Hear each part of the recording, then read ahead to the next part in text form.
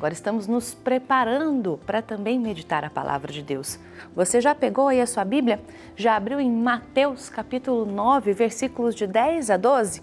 Pois é, já pegue aí também a sua Bíblia para rezar e acompanhar junto conosco e aprender cada vez mais a respeito da palavra de Deus. Mas que para que esse momento aconteça, é claro que a gente conta com a iluminação do Espírito Santo. Ele que ajuda também a aquecer o nosso coração e a nossa vida para entender, para também assimilar cada vez mais o que Deus quer nos dizer. Por isso, vamos rezar pedindo para que Ele ilumine a nossa vida nesse momento. Vinde, Espírito Santo, enchei os corações dos vossos fiéis e acendei neles o fogo do vosso amor. Enviai o vosso Espírito e tudo será criado e renovareis a face da terra. Oremos.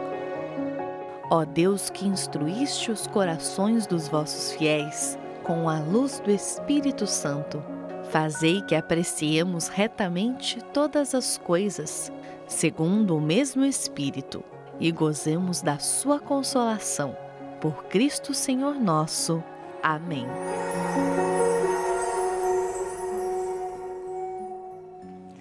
Amém. E agora já aí iluminados pelo Espírito Santo, é claro que a gente vai começar o nosso círculo bíblico. E para falar sobre a palavra de Deus, explicar e nos ensinar cada vez mais, eu recebo o Padre Tiago, missionário redentorista.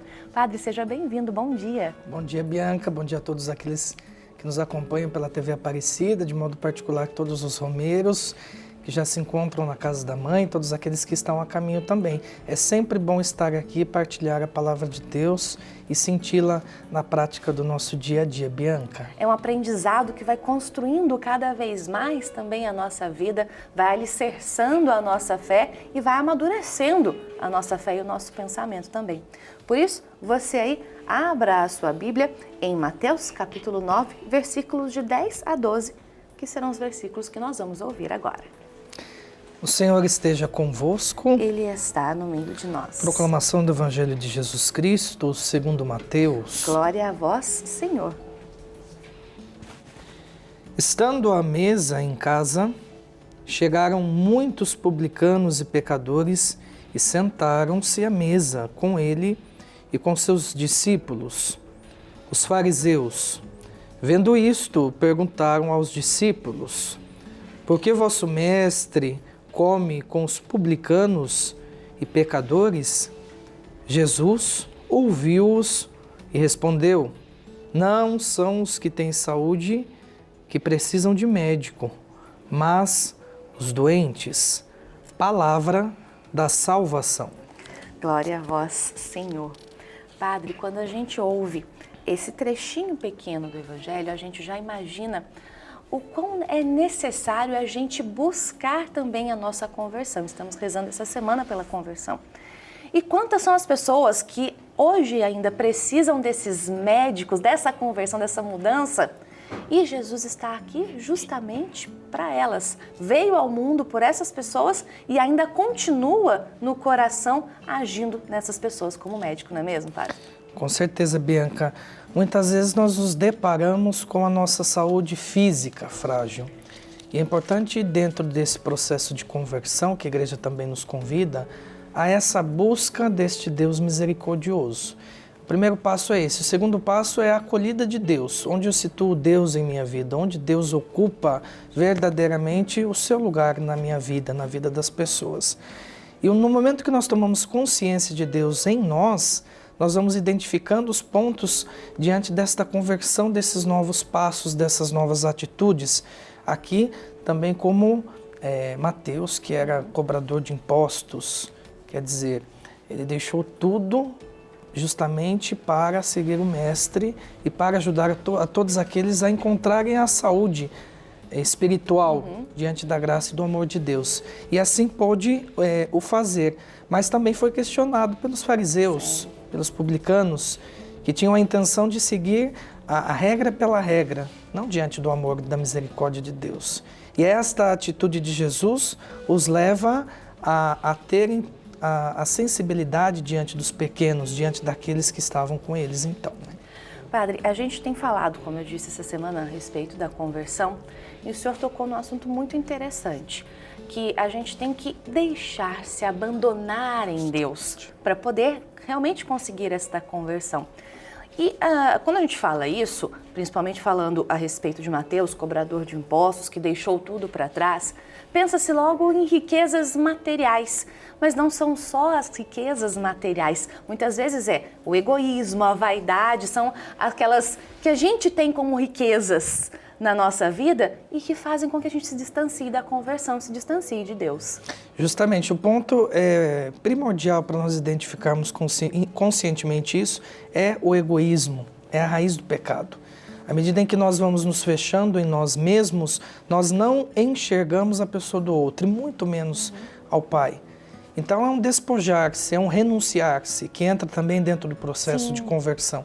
Eu deixar um pouco de lado o meu eu, justamente para favorecer a pessoa do outro, fazer com que o outro seja feliz também. Isso numa dimensão muito mais ampla, não só na dimensão pessoal, mas nas dimensões próprias da vida, na dimensão profissional. E justamente buscar este processo de reestabelecimento do amor de Deus diante desta saúde que eu preciso ter para ter e ver e sentir os sinais de Deus, são passos que são dados dia a dia. Existe uma regra certa? Existe uma receita certa? Não. É como nós ouvimos agora aquilo que o Dom Orlando dizia, é um processo contínuo, é um recomeço diário. E diante desta escuta da palavra de Deus, nós vamos buscando o nosso médico. Seguir os caminhos do nosso médico, que é o próprio Cristo. Como assim, Mateus e os outros discípulos, Paulo, vem nos afirmar a prática e o testemunho diante deste amor a Deus. Padre, outro ponto que chama muito a atenção é quão misericordioso, quanto amor tem neste coração de Jesus, que não se juntava à mesa com o que na época se diziam os melhores, mas se juntavam justamente com aqueles que estavam necessitados, sedentos de Jesus. E ainda é até hoje. A gente só precisa encontrar esse caminho. Como é que a gente faz para reconhecer isso, para encontrar esse caminho, de cearmos com Jesus literalmente, de estarmos à mesa com Ele e sentirmos essa misericórdia invadindo o nosso coração? Justamente, Bianca, Jesus estava buscando resgatar aqueles que estavam doentes, justamente aquelas ovelhas que estavam perdidas. Essa era a intenção de Jesus, não era buscar os que estavam sãos. Creio que o despojamento diante de tudo aquilo que é de Deus irá nos favorecer este processo contínuo. Quer dizer, o dialogar com Deus, o estar em Deus, o buscar as coisas de Deus, as coisas do alto, nos propiciarão este momento de estarmos interligados com a palavra de Deus de modo muito mais profundo, intenso, eu diria. Padre, e nós somos seres humanos, podemos errar, podemos cair, podemos escorregar nessa nossa caminhada. É por isso que é interessante a gente falar que a conversão é um processo diário. Todos os dias somos convidados a sermos santos. Mas quando a gente pode, porventura, escorregar, a gente deve se culpar muito?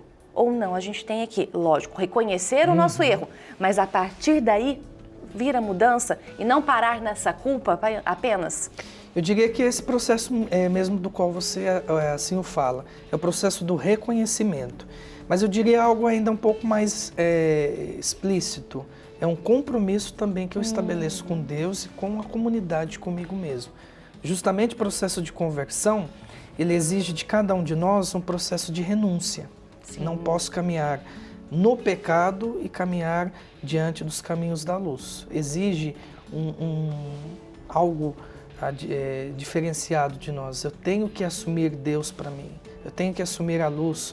Eu tenho que assumir o bem. Os passos, eles podem ser assim, lentos, delongados, mas é esse processo de assumir Deus para si. De assumir Deus diante das pessoas das quais nós temos o contato todos os dias. É reconhecer que somos pecadores, mas é reconhecer que a misericórdia de Deus, ela nos leva a percorrermos novos caminhos na nossa vida. E é isso que é importante, né? Porque muitas vezes a gente se sente tão pecador, tão pequeno, que não se sente digno dessa misericórdia. E a gente às vezes acaba se afastando, mas muito pelo contrário, a gente precisa retomar essa misericórdia na nossa vida e ter essa certeza de que Deus está ali junto conosco o tempo todo, principalmente nos momentos em que a gente se arrepende, que a gente tem essa certeza de que errou, né? Justamente, ter como referência a palavra de Deus. A palavra de Deus, o Evangelho, o próprio Cristo é o nosso caminho, é a nossa luz. Se nós não termos como referência a palavra de Deus, a comunhão que fazemos juntos a Jesus, nós vamos nos perder, porque estaremos humanamente guiando o nosso caminho. Então, muito facilmente entraremos aí pelas veredas que não terão aí a luz de Cristo. Não terá, de fato, este caminho que nos propiciará a vida, né? Estaremos aí muitas vezes diante dos caminhos da vida com pontos de interrogações. Estaremos buscando outro medicamento sem ser a oração e o caminho de Deus. Padre, então eu vou pedir para que o Senhor faça uma oração nesse momento, para que a gente procure realmente este medicamento correto na nossa vida. Procure realmente Cristo para que possamos nos converter, ajudar na conversão do próximo e também manter essa caminhada na nossa vida.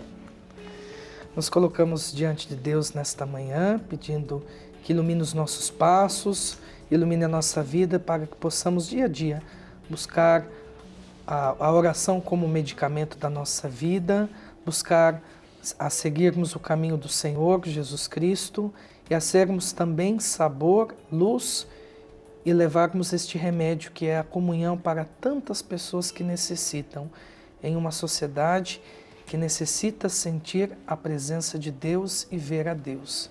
Que a presença da Senhora Aparecida, nossa mãe amada, nossa padroeira, Mãe de Deus, nossa mãe, nos leve a caminharmos perseverantes e motivados dia a dia a estabelecer este contato amoroso com o próprio Cristo.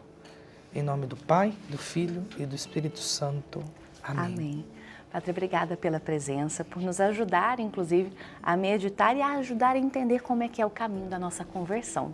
Eu que agradeço, Bianca. Como eu disse no início, é bom estar aqui para refletir a palavra de Deus e sentir a presença de Nossa Senhora.